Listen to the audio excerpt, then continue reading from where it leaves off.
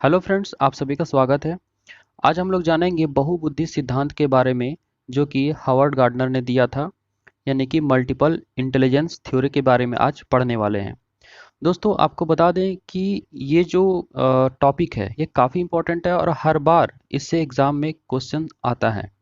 इसलिए इसको अगर आप पूरा देखते हैं तो आपका 2 से 3 नंबर कम से कम वो श्योर हो जाएगा कि आपका आना ही आना है। ठीक है, इसलिए पूरा वीडियो देखिएगा। और हाँ, लास्ट में हम आपको कुछ एमसीक्यूज भी कराएंगे ताकि आपका और भी क्लियर हो जाएगा जो एग्जाम्स में ऑलरेडी आ चुके हैं। तो चलिए आज का टॉपिक शुरू करते हैं। दोस्तों, आप अगर चैनल पर नए हैं तो सब्सक्राइब कर लीजिए और बेल आइकन प्रेस कर लीजिएगा ताकि जो भी वीडियोस हम इस पर अपलोड करें आपको इसका नोटिफिकेशन तुरंत मिल जाए। तो चलिए आज का टॉपिक शुरू करते हैं। देखिए, हावर्ड गार्डनर ने मल्टीपल इंटेलिजेंस थ्योरी दिया था, यानी कि बुद्धि जो है एक तरह का नहीं होता, वो बहुत तरह का होता है। तो इसी चीज़ को हम लोग समझेंगे और ये काफ़ी इंटरेस्टिंग टॉपिक है, आपको भी मजा आएगा आज। देखिए, इसमें क्या है कि he is an American cognitive psychologist. ठीक है, मतलब ये कहाँ के थे कॉग्निटिव साइकोलॉजिस्ट? तो अमेरिका के थे। ठीक है, अमेरिका के संज्ञानवादी थे ये। उसके बाद देखिए क्या है कि इसमें दोस्तों आपको बता दें कि इंग्लिश और हिंदी मिक्सिंग रहेगा, आपको कोई प्रॉब्लम होने वाला नहीं है।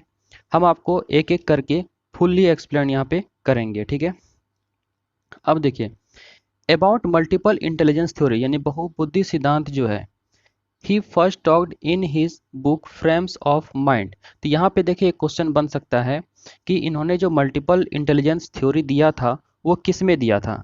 तो फ्रेम्स ऑफ माइंड में दिया था। ठीक है, इन्होंने एक बुक लिखा था, उसी में मल्टीपल इंटेलिजेंस थ्योरी के बारे में इन्होंने सबसे पहले चर्चा किया था। ठीक है,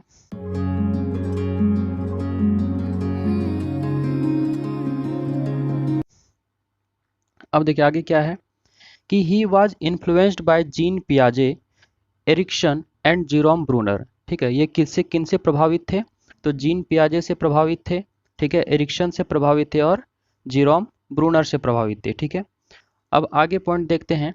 देखिए, इसमें लिखा है कि गार्डनर के अनुसार बुद्धि को एक तत्व नहीं, ठीक है, बुद्धि कोई जो है एक तत्व नहीं बल्कि भिन्न भिन्न प्रकार की बुद्धियों का अस्तित्व होता है। ठीक है, यानी बुद्धि कोई एक ही टाइप का नहीं होता है, बहुत तरीके का होता है जिसको कि अलग अलग जगह यूज किया जा सकता है। ठीक है, आगे समझिए। देखिए क्या लिखा है कि यह सिद्धांत इन्होंने सर्वप्रथम कब दिया था? तो 1983 में दिया था। यहाँ पे क्वेश्चन बन सकता है कि सर्वप्रथम इन्होंने जो मल्टीपल इंटेलिजेंस थ्योरी के बारे में सिद्धांत जो दिया था, मतलब ये जो सिद्धांत आया था कब आया था? तो 1983 में। इन्होंने प्रारंभ में 7 प्रकार की बुद्धि के बारे में बताया। कितने प्रकार की बुद्धि? तो प्रारंभ में 7 प्रकार की बुद्धि। देखिए क्वेश्चन हर जगह से बनता है, इसलिए इसको अच्छे से ध्यान से समझिएगा। इन्होंने प्रारंभ में 7 प्रकार की बुद्धि के बारे में बताया। ठीक है, तो 1998 में इन्होंने 8वीं प्रकार की बुद्धि को बताया। तो पहले तो 7 था। ठीक है, उसके बाद 1998 में 8वीं प्रकार की बुद्धि को जो है ऐड किया। उसके बाद 2000 ईस्वी में 9वीं प्रकार की बुद्धि को समाहित किया। ठीक है, या फिर उसमें ऐड किया। ठीक है, तो इस तरह से कितना हो गया? तो 7, 8, 9। आपको बता दें कि एनसीईआरटी का जो बुक है उसमें केवल 8 प्रकार का ही बुद्धि का चर्चा किया गया है।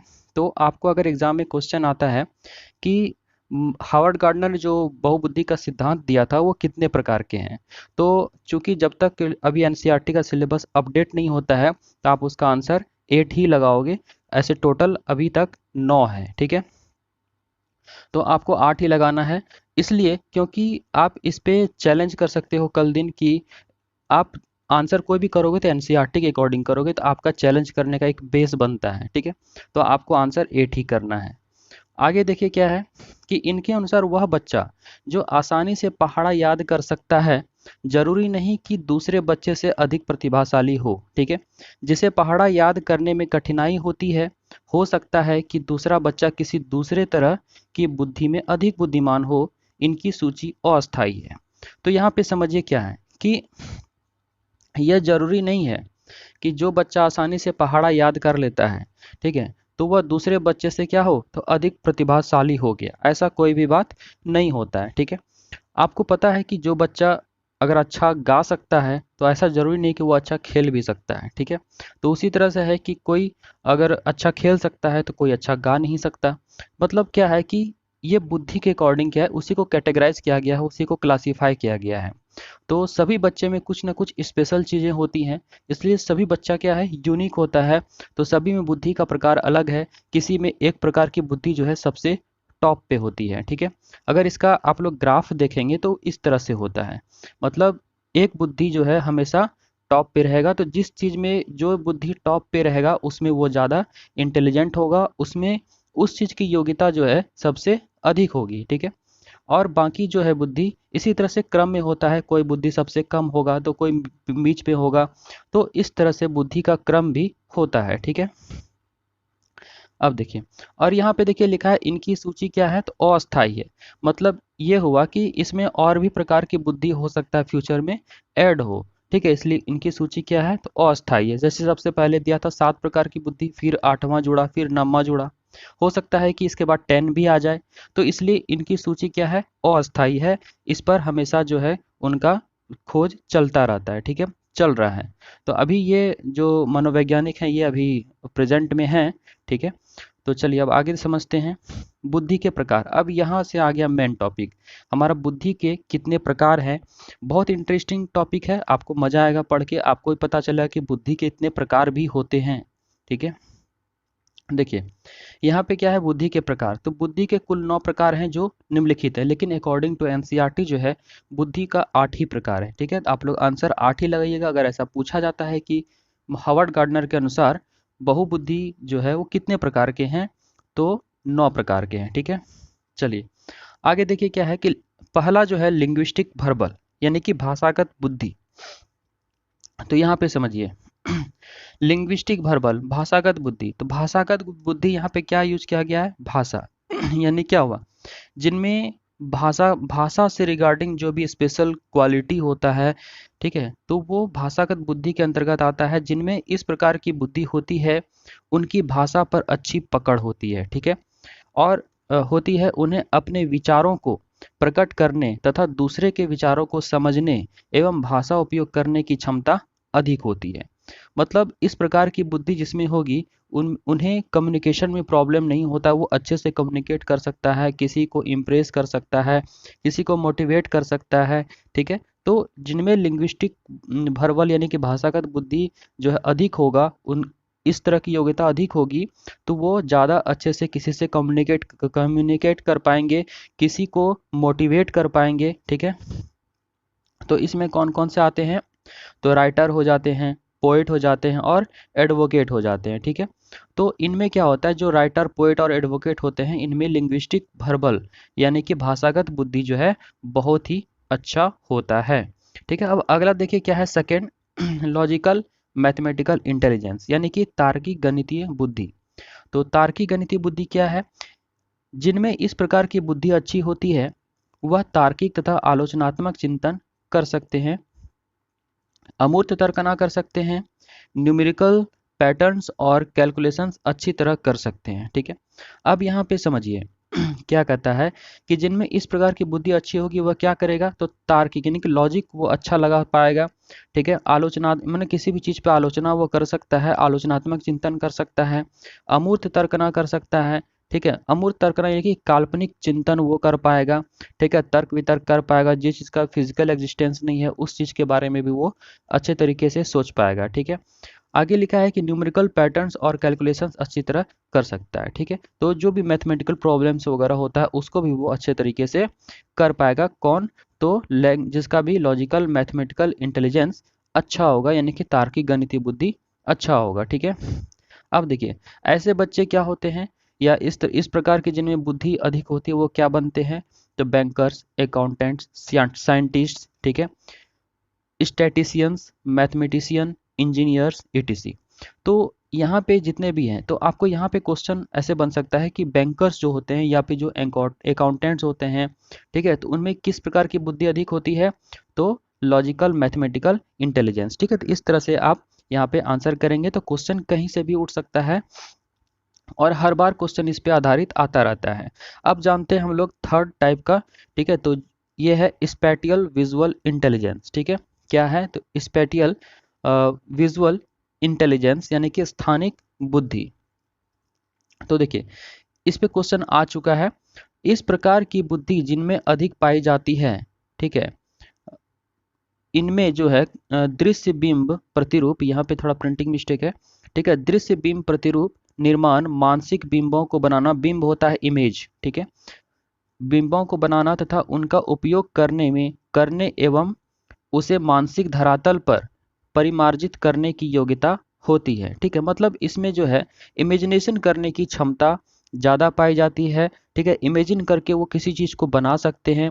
इनमें स्पेस को यूज करने की क्षमता अधिक होती है, अगर कोई स्पेस है वहाँ पे किस तरह से इंफ्रास्ट्रक्चर को तैयार करना है, तो इस तरह की योग्यता जो है इनमें बहुत ज़्यादा होती है, वो इमेजिन करके वो बता सकते हैं, ठीक है। जो इंजीनियर्स होते हैं, ठीक है, जो नक्शा वगैरह तैयार करते हैं वो इसी के अंतर्गत आते हैं। जो मूर्तिकार होते हैं, ठीक है, वो इमेजिन करके एक मूर्ति को बना सकते हैं, ठीक है। तो ये आता है किसमें, तो स्थानिक बुद्धि में, यानी कि ये प्लेस का यूज इनको बेहतर करने के लिए आता है। तो इसका एग्जांपल जैसे देख सकते हैं, मूर्तिकार है, चित्रकार है, ठीक है, वास्तुकार है, आंतरिक साज सज्जा के विशेषज्ञ होते हैं, यानी कि इंटीरियर जो डेकोरेटर्स वगैरह होते हैं, ठीक है, सिटी प्लानर, यानी कि सिटी प्लान, अगर एक सिटी प्लान करना है वहाँ पे कहाँ पे क्या होना चाहिए नहीं होना चाहिए, तो इसके बारे में कौन अच्छे तरीके से प्लानिंग कर पाएगा, तो जिनके अंदर स्थानिक बुद्धि पाया जाएगा, ठीक है, यानी कि स्पेटियल विजुअल इंटेलिजेंस पाया जाएगा, ठीक है। अब चलते हैं अगले प्रकार की बुद्धि, बॉडीली कैनेस्थेटिक इंटेलिजेंस। इस पे क्वेश्चन आ चुका है एग्जाम में, ठीक है, ये काफी इंपॉर्टेंट है दोस्तों। लास्ट में हम लोग कुछ क्वेश्चंस भी देखेंगे कि किस तरह से क्वेश्चंस जो है पूछा गया है अभी तक एग्जाम में। तो आप लोग पूरा वीडियो पे बने रहिएगा, स्किप करके बिल्कुल मत जाइएगा, नहीं तो आपसे कुछ ना कुछ वो इंपॉर्टेंट चीज़ छूट जाएगा और आपका हो सकता है कि 1 से 2 नंबर मिस हो जाए। तो यहाँ पे देखिए शारीरिक गतिक बुद्धि, इसमें क्या है, तो बॉडी मूवमेंट को, ठीक है, नियंत्रित करने की योग्यता होती है तथा किसी ऑब्जेक्ट को स्किलफुली हैंडल करता है, यानी कि बॉडी मूवमेंट वो अच्छे तरीके से कर पाता है। जैसे डांसर वगैरह होता है तो बॉडी को वो अच्छे से मूव कर पाता है, उसका बॉडी देखते हैं कितना मतलब फ्लेक्सिबल होता है, ठीक है, तो बॉडी को कंट्रोल कर पाता है, तो जो सभी नहीं कर सकते हैं, ठीक है, तो जरूरी नहीं कि वो सभी कर पाए। अगर आपके अंदर ये इस प्रकार की बुद्धि की योग्यता अगर कमी है तो आप इस तरह से नहीं कर पाएंगे। हो सकता है कि आप जो फुट का स्टेप होता है आप उसको सही ढंग से नहीं कर पाएंगे। तो यहाँ पे बॉडीली कैनेस्थेटिक इंटेलिजेंस में क्या होता है कि बॉडी मूवमेंट को क्या करता है, वह कंट्रोल करता है, नियंत्रित करता है, ठीक है, तथा किसी ऑब्जेक्ट्स को स्किलफुली क्या करता है, वो हैंडल भी करता है। जैसे कि यहाँ पे एथलीट्स हो जाता है, डांसर्स हो जाता है, जो फिजिकल एजुकेशन टीचर्स हो जाता है, एक्टर्स हो जाता है, ठीक है, फिजिकल थेरेपिस्ट हो जाता है। तो आई थिंक यहाँ पे समझ गए होंगे कि बॉडी मूवमेंट्स रिगार्डिंग जो भी होगा वो इसी के अकॉर्डिंग आता है, ठीक है। अब देखिए आगे क्या है, म्यूजिकल इंटेलिजेंस। तो इसका नाम से ही आपको समझ में आ गया होगा, म्यूजिक से रिगार्डिंग में है। तो म्यूजिकल इंटेलिजेंस में क्या होता है, संगीतात्मक बुद्धि, ठीक है, या फिर सांगीत, इसको क्या कहते हैं, सांगीतिक बुद्धि भी कहते हैं। देखिए सांगीतात्मक बुद्धि में क्या होता है कि सांगीतिक लोच तथा अभिरचनाओं के प्रति संवेदनशीलता होती है, ठीक है, मतलब संगीत के रिकॉर्डिंग इसमें जो गला को मतलब उसके अकॉर्डिंग गले को चेंज करना, मतलब वॉइस को चेंज कर पाने की योग्यता, मतलब इस तरह की योग्यता उसके अंदर होती है। किसी म्यूजिकल इंस्ट्रूमेंट्स को भी वो अच्छे से बजा सकता है, ठीक है। तो क्या हो जाएगा यहाँ पे इसका एग्जाम्पल में, तो सिंगर्स हो जाएगा, म्यूजिकल परफॉर्मेंस हो जाएगा, इंटरटेनर्स हो जाएगा, ठीक है, वो डिफरेंट टाइप के आवाज़ क्रिएट कर सकते हैं। तो इनमें इस तरह की योग्यता होती है, ठीक है। तो ये इस प्रकार की योग्यता जिसमें होगी वह म्यूजिक अच्छे से जो है बजा पाएगा, गा पाएगा, ठीक है। तो संगीतात्मक बुद्धि में ये सब आता है, कौन कौन, तो सिंगर, म्यूजिकल परफॉर्मेंस, इंटरटेनर्स, etc। अब आगे देखते हैं इंटरपर्सनल इंटेलिजेंस, ठीक है। तो इंटरपर्सनल इंटेलिजेंस क्या होता है, तो अंतर्वैयक्तिक बुद्धि, ठीक है। अब अंतर्वैयक्तिक बुद्धि क्या होता है, इंटरपर्सनल एक होता है इंटर, एक होता है इंट्रा। तो यहाँ पे समझते हैं, इससे क्वेश्चन आ चुका है एग्जाम में। तो देखिए इंटरपर्सनल इंटेलिजेंस होता है अंतर्वैयक्तिक बुद्धि हिंदी में, जो दूसरे लोगों के साथ इंटरेक्ट या कम्युनिकेट करने की बेहतर योग्यता इसमें होती है, ठीक है। जिनमें इंटरपर्सनल इंटेलिजेंस होती है या अंतर्वैयक्तिक बुद्धि होती है, तो वो क्या करते हैं, तो दूसरे लोगों के साथ इंटरेक्ट या फिर कम्युनिकेट करने की क्या होती है, तो बेहतर योग्यता इसमें होती है। तथा इसमें व्यक्ति जो है दूसरे के उद्देश्यों, भावनाओं तथा व्यवहारों और अभिप्रेरणाओं, ठीक है, का सही बोध करते हुए मधुर संबंध स्थापित करता है, ठीक है। तो आई थिंक यहाँ पे समझ गए होंगे। यहाँ पे इंटरपर्सनल क्या होता है कि वो और लोगों के भावनाओं को भी वो समझता है, खुद के बारे में ही नहीं सोचता है, दूसरों के बारे में भी सोचता है, दूसरे की भावनाओं को भी समझता है। तो ये हो जाता है इंटरपर्सनल इंटेलिजेंस, ठीक है, यानी कि अंतर्व्यक्तिक बुद्धि। इसका एग्जाम्पल देखें तो कौन कौन होते हैं। टीचर्स होते हैं। अगर मान लीजिए कि टीचर बच्चों की भावनाओं को नहीं समझ पाएंगे, उन्हें किस चीज़ की ज़रूरत है वो समझ ही नहीं पाएंगे, तो वो उस बच्चे के लिए वो टीचर क्या हो जाएगा, बोरिंग हो जाएगा और बच्चा सीख भी नहीं पाएगा। ठीक है, और माहौल क्या होगा, अच्छा नहीं हो पाएगा। ठीक है। अब देखिए पॉलिटिशियंस, पॉलिटिशियंस में क्या होता है कि उनमें जनता की भावनाओं को समझने की योग्यता होती है। ठीक है, तो वो क्या चाहते हैं, तो एक पॉलिटिशियंस को ये भली भांति पता होता है। ठीक है। आगे है जो भी साइकोलॉजिस्ट होते हैं, सेल्समैन होते हैं। जैसे सेल्समैन का बात करें तो वो देखते हैं कि आप जरूर फेस किए होंगे कि वो आपको किस तरह से अपनी तरफ मोटिवेट कर लेता है कि आप ये सामान खरीदो या आप ये सामान लो। ठीक है, जो जैसे जो LIC एजेंट होते हैं उनमें भी इस तरह की योग्यता होती है। ठीक है, जो सोशल वर्कर होते हैं या फिर रिलीजियस लीडर होते हैं उनमें भी इस तरह की योग्यता पाई जाती है। ठीक है, यानी कि इंटरपर्सनल इंटेलिजेंस उनमें अधिक होती है। अब आगे देखते हैं इंट्रापर्सनल इंटेलिजेंस, अंतःव्यक्तिक। ठीक है, इंट्रापर्सनल इंटेलिजेंस को हिंदी में क्या कहते हैं, अंतःव्यक्तिक या अंतरा व्यक्तिक। ठीक है, तो देखिए इसमें क्या होता है कि जो खुद के बारे में सोचता है, केवल अपने बारे में, खुद में ही वो बिजी रहता है, किसी दूसरे से उसको बहुत ज़्यादा मतलब नहीं होता है। तो इस प्रकार की बुद्धि वाले व्यक्ति अपनी निजी भावनाओं, अभिप्रेरणाओं, इच्छाओं, कमियों तथा बेहतरी को समझते हैं। ठीक है, वो खुद के बारे में वो खुद को जो है वो समझता है कि मैं क्या हूँ, मैं क्या नहीं हूँ। ठीक है, तो ये 7वीं प्रकार की बुद्धि है। तो इस प्रकार की बुद्धि वाले व्यक्ति क्या करते हैं, तो अपनी निजी भावनाओं को, अभिप्रेरणाओं, इच्छाओं के, उनकी जो इच्छाएं हैं, उनकी जो कमियां हैं या उनके लिए क्या बेहतर होगा वो अच्छे से समझ सकते हैं। ठीक है। अब इसमें देखिए कौन कौन आते हैं, तो आध्यात्मिक गुरु आ जाएंगे, दार्शनिक आ जाते हैं। ठीक है, उन्हें यह भली भांति पता होता है कि उनके लिए क्या अच्छा है, क्या बुरा है। ठीक है, कमी क्या है, अच्छाई क्या है, इस चीज़ को वो समझ सकते हैं। ठीक है। अब आगे देखते हैं नेचुरलिस्टिक इंटेलिजेंस। ठीक है, नेचुरलिस्टिक इंटेलिजेंस जो कि 1998 में इसको ऐड किया गया था। ठीक है, कब किया गया था, 1998 में। इसके बाद है 9वीं प्रकार की बुद्धि जो कि 2000 ईस्वी में ऐड किया गया था। तो देखिए प्रकृतिवादी बुद्धि, तो प्रकृतिवादी बुद्धि नाम से ही क्लियर है कि इस प्रकार की बुद्धि जिसमें होगी उन्हें नेचर के करीब रहना ज़्यादा पसंद आएगा, यानी कि उन्हें नेचर पसंद होगा। ठीक है, तो यहाँ पे देखिए पर्यावरण के प्राकृतिक पक्ष की विशेषताओं के प्रति संवेदनशीलता का होना तथा नेचर के करीब रहने वाला होता है। इन्हें पशु पक्षियों तथा वनस्पतियों के सौंदर्य का बोध करने में तथा प्राकृतिक पर्यावरण में सूक्ष्म विभेद करने की योग्यता होती है। ठीक है, और इसे जोड़ा कब गया था, तो 1998 में ऐड किया गया था। यहाँ पे आपको ये समझ में आ गया होगा कि जो प्रकृति से संबंधित होगा, पहाड़, झरना, ये सब चीज़ जिन्हें पसंद होगा, जिन्हें प्रकृति के बीच रहना पसंद होगा, ठीक है, जो जिन्हें नेचर से ज़्यादा लगाव होगा, तो उनमें इस प्रकार की बुद्धि ज़्यादा पाई जाएगी। इन्हें पशु पक्षियों तथा वनस्पतियों के सौंदर्य का बोध करने में तथा प्राकृतिक पर्यावरण में सूक्ष्म विभेद करने की जो है इन इस प्रकार की जिसमें बुद्धि होती है उनमें योग्यता पाई जाती है। ठीक है। अब देखिए कौन कौन आता है, तो शिकारी, जो शिकारी होते हैं उनमें इस प्रकार की प्राकृतिक बुद्धि पाई जाती है। ठीक है, किसान जो होते हैं, तो किसान में भी प्राकृतिक बुद्धि पाई जाती है, किस मौसम में किस प्रकार का फसल बोया जाए, फसल में कितने पानी की आवश्यकता है। ठीक है, या फिर इन्वायरमेंट के अकॉर्डिंग कौन सा फसल उगाया जाए। ठीक है, तो इन सारी चीज़ों का उन्हें ज्ञान होता है।